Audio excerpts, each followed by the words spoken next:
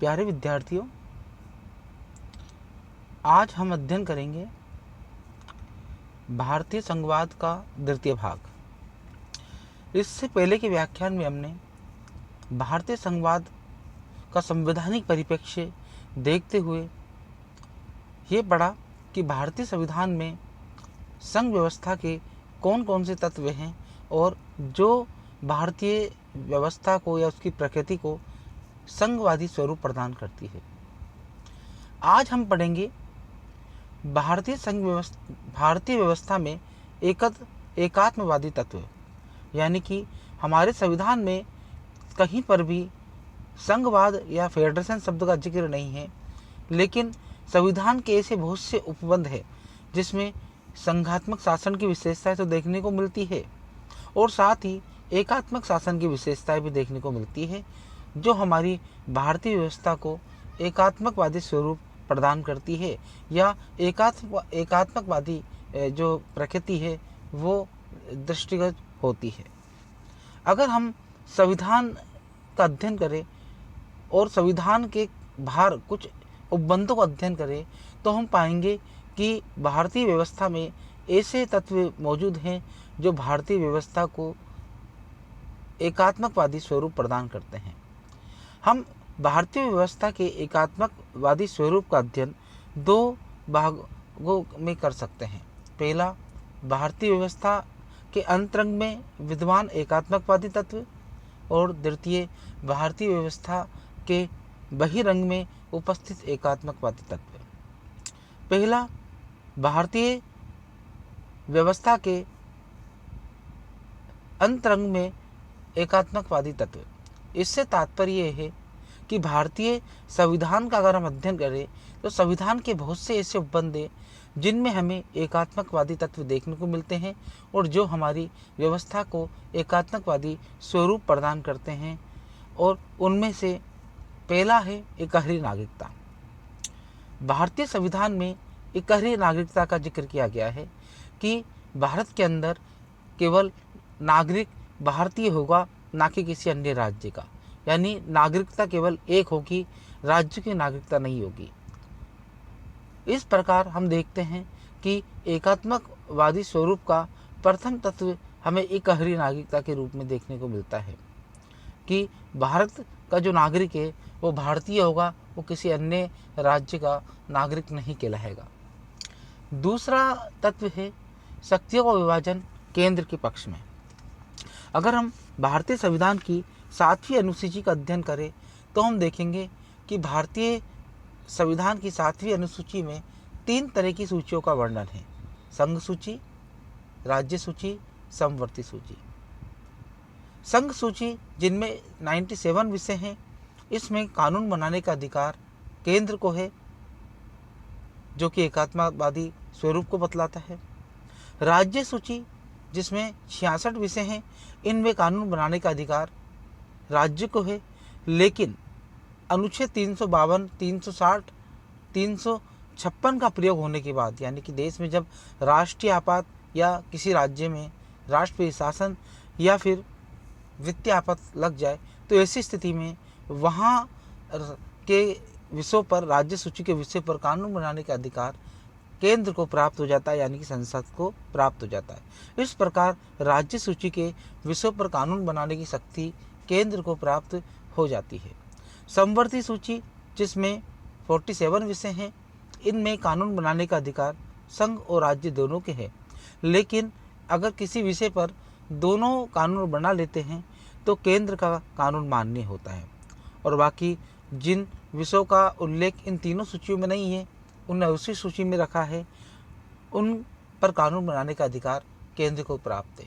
इस प्रकार हम कह सकते हैं कि भारतीय संविधान में शक्तियों को अंतिम रूप से केंद्र के अधीन रखा गया है और केंद्र को शक्तिशाली बनाया गया है। तीसरी तत्व है संघ और राज्यों के लिए एक संविधान। संघात्मक शासन में संघ और राज्यों के लिए अलग अलग संविधानों की व्यवस्था हो सकती है, लेकिन एकात्मक शासन की महत्वपूर्ण विशेषता है कि संविधान एक होगा, संघ और राज्य दोनों, केंद्र और राज्य दोनों के लिए। और भारत के अंदर केवल एक संविधान है जो कि राज्यों के लिए भी है और केंद्र के लिए भी है।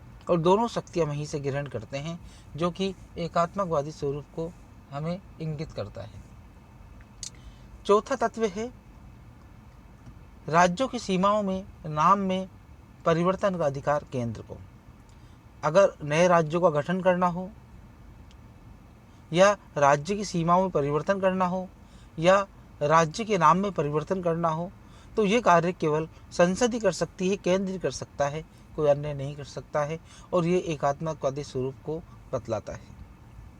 पांचवी विशेषता एकीकृत न्याय व्यवस्था। भारतीय संविधान ने एकीकृत न्यायपालिका को अपनाया है। एकीकृत न्यायपालिका यानी कि संपूर्ण देश के अंदर न्यायपालिका एकहरी है, यानी कि निम्न न्यायालयों को आदेशों को या निर्णयों को उच्च न्यायालय या सर्वोच्च न्यायालय में चुनौती दी जा सकती है और अंतिम रूप से सर्वोच्च न्यायालय का जो फैसला है वही सर्वमान्य होता है और वही माना जाता है। और एकीकृत न्यायपालिका हमारे जो संविधान है उसकी रक्षा करती है, मौलिक अधिकारों की रक्षा करती है।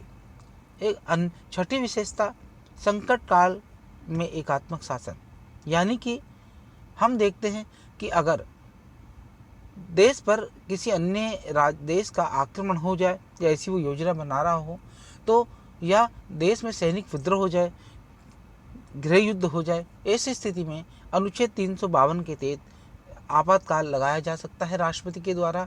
और उस समय समस्त राज्य की शक्तियाँ जो है वो राष्ट्रपति के पास आ जाती है, संसद के पास आ जाती है और उस समय केंद्र शक्तिशाली हो जाता है और हमारा जो स्वरूप है वो एकात्मक हो जाता है।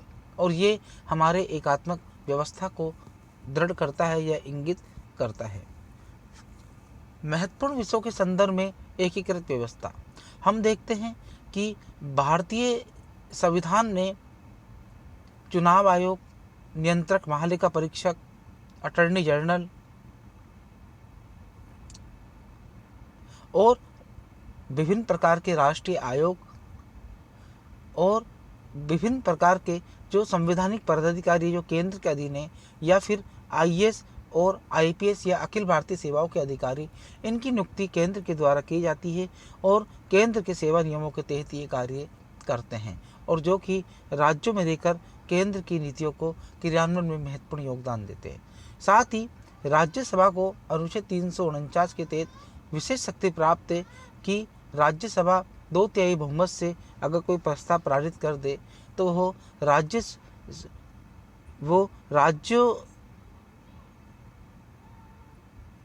माफ करेंगे बच्चों, अनुच्छेद 312 राज्यसभा को यह अधिकार प्राप्त है कि अनुच्छेद 312 के तहत वो नवीन अखिल भारतीय सेवाओं का गठन कर सकती है। अगर लगता है केंद्र को कि नवीन अखिल भारतीय सेवाओं के सृजन की आवश्यकता है, जो कि देश के शासन संचालन के जरूरी है, एक जो केंद्र की या संघ जो हमारी व्यवस्था है उसकी सुरक्षा के लिए या उसकी सहायता के लिए आवश्यक है, तो ऐसी स्थिति में हम देखते हैं कि अनुच्छेद 312 के तहत राज्यसभा नवीन अखिल भारतीय सेवाओं का सृजन कर सकती है। राज्यपाल की नियुक्ति, राज्यपाल की नियुक्ति एकात्मक व्यवस्था के स्वरूप की ओर हमें ध्यान इंगित करता है।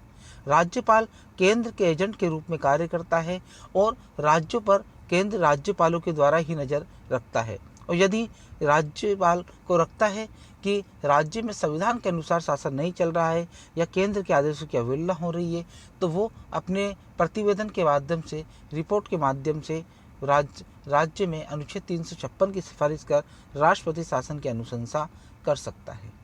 आर्थिक दृष्टि से अगर हम देखें तो राज्यों की यहाँ पर दुर्लभ स्थिति है और केंद्र के अधीन उन्हें रखा गया है या वो केंद्र के भरोसे है, क्योंकि जो वित्त का जो करों के रूप में जो आय का संग्रह होता है वो केंद्र के अधीन होता है और बाद में केंद्र जो है उन्हें डिस्ट्रीब्यूट करता है। इसके अलावा अनुदान या राष्ट्रीय आपदा घोषित आ जाए या राज्यों के अंदर कोई ऐसी आपदा आ जाए कि बहुत बड़ी तबाही हुई हो या आर्थिक स्थिति दुर्लभ हो गई हो, तो ऐसी स्थिति में केंद्र ही उन्हें आर्थिक सहायता प्रदान करता है। इस प्रकार हम देखते हैं कि आर्थिक दृष्टि से राज्यों को केंद्र के अधीन रखा गया है।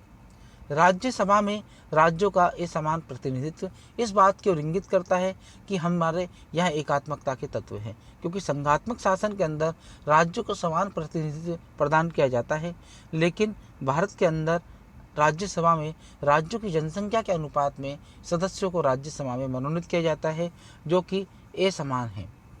कुछ विधेयकों के संदर्भ में हम देखें तो राज्य अगर ऐसे विधेयक बना देता है तो जो कि देश की सुरक्षा या देश की एकता या संविधान के अनुसार नहीं हो, तो ऐसी स्थिति में उन विधेयकों को स्वीकृति के लिए राष्ट्रपति के पास भेजना अनिवार्य है, और बिना राष्ट्रपति की स्वीकृति के राज्य ऐसे विधेयकों को पारित नहीं कर सकते हैं या कानून का रूप धारण नहीं कर सकते हैं। तो बच्चों, ये तत्व तो संविधान के अंतर्गत हमें देखने को मिलते हैं, लेकिन कुछ तत्व ऐसे हैं जो संविधान के बाहर हमें देखने को मिलते हैं, जो कि हमें एकात्मकवादी दर्शन के हमें स्वरूप को दर्शन कराते हैं। उनमें पहला है प्रधानमंत्री का चमत्कारिक व्यक्तित्व। प्रधानमंत्री का चमत्कारिक व्यक्तित्व यानी प्रधानमंत्री अगर व्यक्तित्व उसका बहुत विशाल हो तो विभिन्न राज्यों के अंदर वो दखल रखता है और विभिन्न राज्य सरकारों को उनके समक्ष झुकना पड़ता है, और राज्यों के मुख्यमंत्री की नियुक्ति भी प्रधानमंत्री के अनुसार होती है, और मुख्यमंत्रियों को कब कैसे हटाना है वो भी प्रधानमंत्री के द्वारा पर डिपेंड करता है। हम देखते हैं जवाहरलाल नेहरू, इंदिरा गांधी, अटल बिहारी वाजपेयी और नरेंद्र मोदी इसके सर्वोत्तम उदाहरण हैं कि राज्यों के जो मुख्यमंत्री है इनके व्यक्तित्व के आगे फीके पड़ जाते हैं और उनको इनकी बात माननी ही पड़ती है। दूसरा है योजना आयोग। 1950 में योजना आयोग की स्थापना की जाती है, जिसका उद्देश्य है कि आधारभूत संरचना का भारत के अंदर विकास किया जाए। रूस से प्रेरणा लेकर ये किया गया। तो हम देखते हैं कि योजना आयोग ही राज्यों के लिए योजनाओं का निर्माण करता है, योजना बनाता है। केंद्र स्तर पर जो योजनाएं बनती है उनको क्रियान्वयन योजना आयोग के माध्यम से राज्यों में किया जाता है। इस प्रकार राज्य आधारभूत संरचना के विकास की दृष्टि से केंद्र के अधीन है, योजना आयोग के अधीन है। तीसरा है राष्ट्रीय विकास परिषद। राष्ट्रीय विकास परिषद एक ऐसी परिषद है जो देश के विकास के लिए, राज्यों के विकास के लिए इसकी स्थापना की गई है, और सभी राज्यों के मुख्यमंत्री इसके सदस्य होते हैं, प्रधानमंत्री इसका अध्यक्ष होता है, और राज्यों के विकास के लिए जो योजनाएं हैं या पंचवर्षीय योजनाओं का अनुमोदन है राष्ट्रीय विकास परिषद के माध्यम से ही होती है, जो कि ये बतलाता है कि भारत के अंदर एकात्मक शासन के गुण मौजूद हैं। मुख्यमंत्रियों के भ्रष्ट आचरण की जांच केंद्र के द्वारा करना। अगर राज्यों के अंदर मुख्यमंत्री भ्रष्ट हो जाए या ऐसे आरोप लग जाए या सिद्ध हो जाए कि जिससे उसके आचरण पर प्रश्न चिन्ह लग जाए, तो उस स्थिति में केंद्र ही मुख्यमंत्री के खिलाफ जांच करता है। इस प्रकार हम देखते हैं कि राज्यों को, मुख्यमंत्रियों को केंद्र के अधीन रखा गया है, और अगर ऐसी जांच अगर सिद्ध हो जाती है तो मुख्यमंत्री को इस्तीफा देना पड़ता है। इसके अतिरिक्त कुछ ऐसी एजेंसियां हैं जैसे कि रॉ है, इंटरपोल है, सीबीआई है, ईडी है। ये समस्त एजेंसियां जो है केंद्र के अधीन लेकर कार्य करती है, केंद्र के निर्देशों पर कार्य करती है, और राज्यों को इनके सामने झुकना ही पड़ता है। इस प्रकार हम देख सकते हैं कि हमारे संविधान के अंदर और संविधान के बाहर कुछ ऐसे तत्व विद्यमान हैं जो कि हमें एकात्मकवादी भारतीय स्वरूप का दर्शन कराते हैं। इस प्रकार हम निष्कर्ष रूप में कह सकते हैं कि भारतीय व्यवस्था की जो प्रकृति है वो सहयोगी संघवाद की प्रकृति है, अर्ध संघवाद की प्रकृति है, ना कि पूर्ण रूप से हम संघ है और न ही पूर्ण रूप से हम एकात्मकवादी है। धन्यवाद।